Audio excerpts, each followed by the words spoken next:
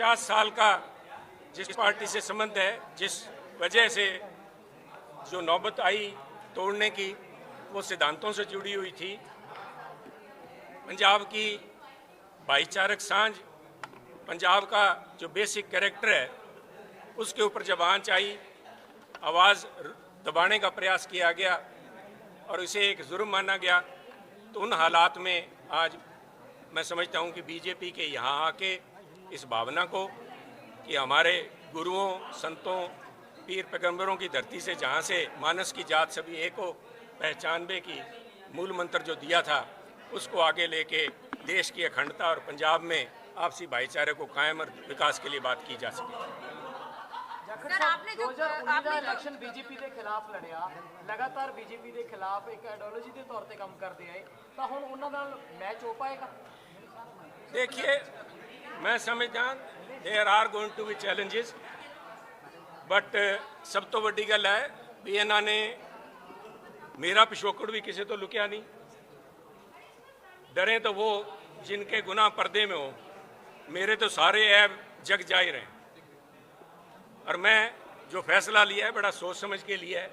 मैं समझता हूं, जैसे कि मैंने अभी मंच से भी कहा, कि मैं अगर जिस भावना से लेके माननीय प्रधानमंत्री ने गुरु तेग बहादुर जी हिंद की चादर का जिस कदर से राष्ट्रीय तौर पे उनका सम्मान किया, उस भावना को अगर मैं एक रत्ती भर भी आगे बढ़ा सकूं तो मेरी इसमें बहुत बड़ी कामयाबी है। डॉक्टर साहब, आज आप बड़े भावुक नजर आए। देखिए, मैं आज यहाँ किसी के ऊपर भड़ास निकालने के लिए या अपने निजी मुद्दों को लेके नहीं आया।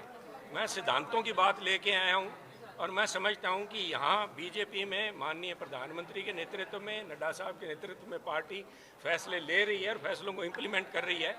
तो उसमें जहाँ कहीं भी मेरा योगदान पंजाब से, जो पंजाब के लोगों की भावना है, पंजाब के लोगों से जो कुछ मैंने सीखा है, अगर चाहे वो किसानी से जुड़ा हुआ है, चाहे वो नौजवानी से जुड़ा हुआ है, चाहे शहादतों से जुड़ा हुआ है, क्योंकि पंजाब का सबसे बड़ा योगदान बॉर्डर्स के ऊपर रहा है, अगर वो भावना मैं कहीं भी पेश कर सकूं या उसके ऊपर कोई उसका देश की जनता को या किसानों को लाभ मिल सके तो मैं गौरवान्वित महसूस करूँगा। इलेक्टोरल पॉलिटिक्स से मैं पीछे हट गया हूँ, पर इसका मतलब ये नहीं है कि मैं देश सेवा से पीछे हट गया हूँ। मेरी जिम्मेवारियाँ हैं, मैं पंजाबी हूँ और पंजाब की जब भाईचारक सांझ के ऊपर आंच आए तो मैं समझता हूँ मैंने यही महसूस किया कि बिना प्लेटफॉर्म के मैं बात वो मजबूती से रख नहीं पाऊँगा।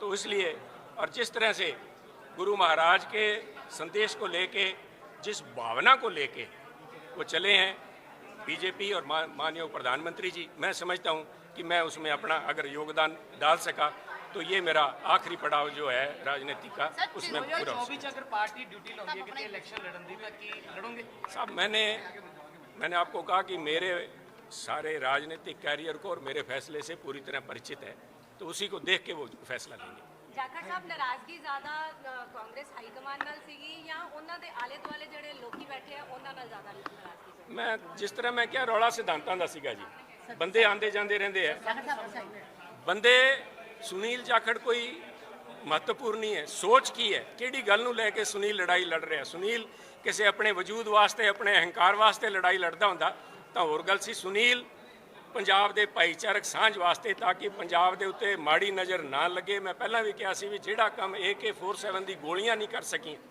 वो एक जबान के नाल उन्होंने करता भी उत्थे इस पर्टिकुलर जमात का बंदा बन नहीं सकता। उन्होंने, मैं समझदा भी सारे साडे ना सिर्फ हिंदू भाईचारे का बल्कि सिख भाईचारे का अपमान किया। सब तो वड्डा अगर जिगरा, अगर कोई पहचान है पंजाबियों की, तो वह है वड्डा जिगरा, वड्डा दिल उन्होंने।